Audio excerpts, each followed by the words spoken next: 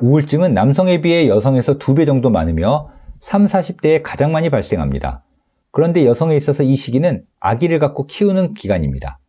자연스럽게 우울증 치료를 받는 동안에 아이를 갖고 젖을 먹이는데 문제가 없을지 걱정이 됩니다. 안타깝게도 이 어려운 문제에 대해 명확한 답은 없습니다. 의사가 설명과 조언을 드릴 수는 있겠지만 최종 결정은 본인이 직접 내리셔야 합니다. 그렇기 때문에 다소 전문적인 내용이 포함되어 있지만 잘 들어두실 필요가 있습니다. 먼저 지금 내가 복용하고 있는 약이 임신하는 데에는 문제가 없을까 하는 점입니다. 임신한 여성의 몸으로 흡수된 약이 임신에 영향을 주는 방식에는 3가지가 있습니다. 첫째, 유산이나 조산처럼 임신이 중단되는 경우입니다. 둘째, 태아에게 악영향을 주어 기형아를 초래할 수 있습니다. 그리고 셋째로 큰 문제 없이 아이가 태어나긴 했지만 엄마 뱃속에 있는 동안 약기운에 노출된 탓에 출산 직후에 신생아가 활발하고 건강하지 못한 모습을 보이는 신생아 증후군이 있습니다. 이 3가지 사항들에 대해 모든 약들은 일정한 검증을 거칩니다. 그런데 동물 실험까지야 가능하지만 사람을 대상으로는 테스트를 할 수 없기 때문에 충분한 임상 데이터가 부족하게 일수입니다. 그럼에도 기존 자료들을 모아 약의 안전성을 몇 단계로 분류했는데 미국 FDA에서 사용하는 기준이 가장 일반적입니다. 카테고리 A란 사람을 대상으로 한 연구 결과 태아에게 위험성이 없다고 밝혀진 약들입니다. 다행히 임산부들이 복용해야 하는 철분제와 엽산이 여기에 해당합니다. 카테고리 B는 태아에게 위험하다는 증거는 없는 약입니다. 타이레놀이나 위장약이 포함됩니다. 그래서 감기약이나 소화제 정도는 괜찮다고들 말하는 겁니다. 카테고리 C가 중요한데 왜냐하면 대부분의 약들이 여기에 해당되기 때문에 그 개념을 이해해 두실 필요가 있습니다. 동물 실험에서 위험성이 나타났지만 인간에 대한 실험 결과는 부족한 경우를 말하는데 들으신 대로 이게 참 애매합니다. 동물이랑 사람을 같다고 볼 수도 없고 동물 실험에서 쓰이는 약 용량이랑 실제 사람에게 처방되는 용량도 많이 차이가 나니까요. 아스피린이나 혈압약들이 여기에 포함됩니다. 이 약들은 생명과도 연결되기 때문에 종종 위해성을 감수한 채 복용하곤 합니다. 카테고리 D부터는 위험성이 확인된 약들입니다. 에탄올, 즉 술과 항생제 등이 해당됩니다. 그리고 카테고리 X는 절대로 사용해서는 안 되는 약들입니다. 그럼 우울증 약들은 어떨까요? 대부분의 항우울제는 카테고리 C에 해당합니다. 즉 안전하다고 장담하지는 못한다는 정도입니다. 그런데 얼마 전 파록세틴이라는 약이 심장기형을 유발할 수 있다는 사실이 밝혀져 이 약은 카테고리 D로 다시 분류되었습니다. 이 경우를 제외하곤 유산이나 기형아 출산이 확인된 항우울제는 없습니다. 다만 일시적인 신생아 증후군은 간혹 보고되었습니다. 이때 신생아의 호흡이 약하고 늘어지며 면역력이 다소 떨어지지만 시간이 지나면 나아집니다. 초등학교 나이까지 장기간 추적 관찰을 해보았을 때에도 아이의 지능이 낮다거나 말이 느리다거나 행동에 문제가 생기는 경우 등은 없는 것으로 보입니다. 그래도 혹시 유관적으로는 큰 문제가 없을지 몰라도 미세하게 뇌회로에 영향을 주진 않을지 여전히 조심하고는 있습니다. 요약하면 카테고리 A와 B의 약은 대개 그대로 복용하고 D와 X의 약은 중단하는 게 원칙이라고 보시면 됩니다. 하지만 카테고리 C의 약들은 약을 먹어서 얻는 이득과 약 때문에 생기는 위험성 이 2가지를 잘 비교해야 합니다. 즉 치료 효과가 약의 위험성보다 더 크다면 약을 복용하는 것이고 위험성이 효과보다 크다고 생각되면 약을 중단하는 겁니다. 그런데 이런 판단은 환자마다 달라진다고 봐야 합니다. 예를 들어 엄마의 우울증이 너무 심하다면 위험성이 있더라도 항우울제를 복용해야 하는 것이죠. 그래도 어느 정도의 가이드라인은 필요합니다. 우울증 약을 먹고 있던 중에 임신이 되어 약을 중단하는 경우 재발할 가능성은 꽤 커집니다. 아기에게 문제가 발생할 확률보다 몇 배 더 높은 거죠. 더군다나 우울 증상이 나빠지는 것 자체가 아이에게 해로울 수도 있습니다. 산모의 심신이 안정되지 못하면 태교가 잘 안 될 겁니다. 우울증 때문에 입맛이 없어 영양 섭취가 부족해지면 태아의 성장에 문제가 생길 수도 있습니다. 심한 경우 자살의 위험이나 극단적으로 아기를 해치는 경우도 있습니다. 어찌 보면 우울증 약을 계속 복용하는 편이 아이를 보호해주는 것일 수도 있습니다.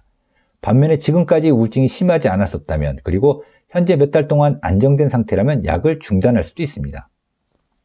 다시 한번 강조드리지만 이것은 교과서적인 이론일 뿐 현실은 좀 다른 문제입니다. 우울증의 고통은 당사자인 엄마만이 압니다. 앞으로 태어나 자랄 아이에 대해서도 엄마가 제일 많이 걱정할 것입니다. 따라서 엄마가 어떤 결정을 내리든 그 결정은 존중되어야 합니다. 약을 계속 먹어서 때문이든 아니면 중단해서 우울 증상이 나빠져서 때문이든 아이가 조금이라도 아프고 약하고 늦대면 엄마는 약을 먹었기 때문이라고 반대로 약을 끊어서라고 생각을 합니다. 반대의 경우인데도 해석은 똑같이 받아들이는 것이죠. 정답은 없습니다. 그리고 다른 선택을 내렸을 때 어떻게 되었을지도 아무도 모르는 것입니다. 약물 치료를 계속하기로 결정했다면 우선 항우울제 외의 다른 보조제들에 대해서도 평가해 봐야 합니다. 우울증 치료에는 항우울제 말고도 기분 안정제나 항불안제, 신경안정제 등이 함께 사용되곤 합니다. 이런 보조약들은 대부분 항우울제보다 태아 위험성이 높아 카테고리 D나 X에 해당하는 약도 있습니다. 항우울제는 계속 복용하더라도 위험성이 있는 보조제들은 가능한 중단하는 것이 맞습니다. 임신 기간 동안 산정 관리를 좀 더 철저하고 자세하게 받습니다. 반면에 만약에 약물 치료를 중단하기로 결정했다면 계획 임신을 하는 것이 좋습니다. 임신하기 얼마 전부터 약을 끊으면 문제가 없는지 많이들 물으십니다. 정확한 지침은 없습니다만 양리학적으로 계산해 봤을 때 2주 정도 지나면 괜찮을 것으로 생각됩니다. 항우울제는 복용을 중단하면 몸에서 배출되어 하루 이틀 정도면 혈중 농도가 절반 이하로 뚝 떨어지며 가장 길어도 2주를 넘지 않습니다. 태아 또한 수정 후 4주가 지나야 태반이 만들어지기 시작합니다. 다시 말해 한 달, 보통은 2달 정도 되어야 엄마의 혈액이 태아에게로 본격적으로 전달되는데 그 전까지는 설령 엄마의 혈액 속에 우울증약 성분이 남아있더라도 태아에게 전해지지는 않는다는 계산이죠. 참고로 예상치 않은 임신이 발견되었을 때는 어떻게 할까요? 임신 테스트는 빠르면 4주부터 확인이 가능합니다. 태반이 만들어지기 시작할 즈음이죠. 따라서 임신이 확인된 시점부터라도 약을 중단한다면 태아에게 전달되는 약 성분은 거의 없을 거라고 예상됩니다. 앞서 말씀드린 대로 항우울제를 중단하면 우울 증상이 다시 나빠질 가능성이 높아집니다. 이를 대비해서 약물 치료 말고 다른 치료법을 받는 것도 좋습니다. 상담 치료나 광선 치료, 자기장 치료나 전기 자극 치료 등을 고려해 볼 수 있습니다. 그렇게 하여 아이를 출산하게 되면 이때부터 각별한 주의가 필요합니다. 바로 산후우울증 때문인데요. 산후우울증은 많은 산모들이 경험하는 산후우울감, 즉 블루와는 아주 다릅니다. 아이를 낳은 엄마들의 절반 정도가 안도감에, 부담감에, 때론 상실감에 분만 직후 며칠 동안 잠시 울적해지곤 합니다. 이런 블루는 대개 2주를 넘지 않습니다. 하지만 우울감이 심하게 오는 경우가 있습니다. 아이에 대한 지나친 걱정으로 집착을 하고 미칠 것 같고 극단적으로는 엄마와 아이 모두 위험해지기도 합니다. 임신 전에 우울증을 겪었던 산모들은 거의 어김없이 산후우울증이 온다는 조사 결과도 있습니다. 따라서 우울증 치료를 받다가 중단한 분이라면 분만 직후 곧바로 항우울제를 다시 드시는 것이 좋습니다. 거의 대부분의 정신과 치료약들은 모유에서 검출이 됩니다. 다시 말해 산모가 약을 먹으면 그 성분이 젖을 통해 아이가 섭취하는 셈이 된다는 것이죠. 비록 모유에서 검출되는 약 성분은 혈액의 1%밖에 되지 않고 신생아의 혈액 검사에서도 약물 농도는 측정되지 않을 정도로 미미했다고 보고되었지만 분마 첫 2주간은 특히 약 성분이 유선을 잘 통과하는 시기이므로 가급적 모유가 아닌 분유로 수유할 것을 권합니다. 여기서 한 가지 덧붙이자면 혹시 내가 낳은 아이도 나처럼 우울증에 걸리진 않을까 하는 걱정입니다. 많은 병들은 유전적 소인, 즉 가족력을 갖고 있습니다. 우울증 또한 그러해서 우울증을 앓았던 엄마의 자녀들은 우울증 발생 위험이 2~3배 높아집니다.